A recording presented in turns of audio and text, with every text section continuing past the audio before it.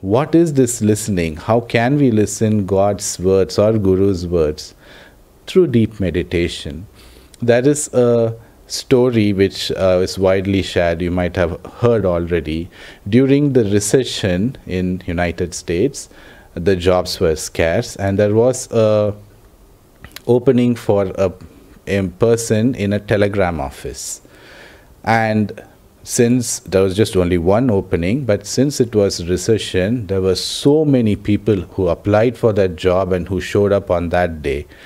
And some of them were worried about their situation, others were anxious about how the interview would be, but one guy was very silent.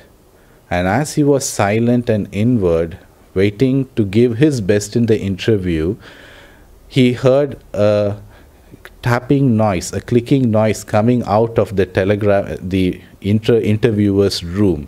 And he understood that it was Morse code. And in that Morse code, he was sending out a message saying, if you want this job, just come in and claim it. It is yours. And he walked inside and he got the job. The interviewer came out of the office and said, hey, we filled up the position. And others were asking him, how? You did not even interview anybody. But then he explained what had actually happened.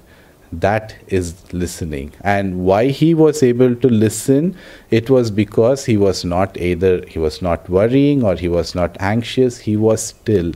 And what is meditation? The very definition of meditation is when your mind is still and heart is open. And heart is the way to God.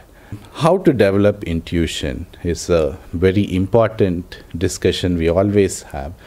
As we said, intuition is a very calm feeling. And that calmness, which we can be attained through meditation, when the deafening demands of ego comes to a standstill, then in the mind of lake, where there is no ripple of thoughts, we can perceive the reflection of the moon or the soul in the mind's lake.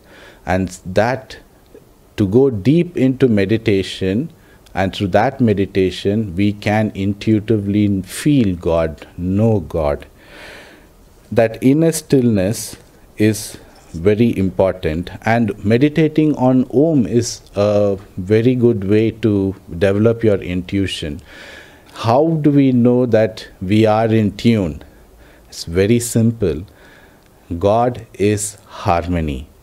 If in any situation or in any project or in any part of your day, if harmony is absent, then we are not in tune with God. And Paramahansa Yogananda says this in two different places in Autobiography of a Yogi. God is harmony. And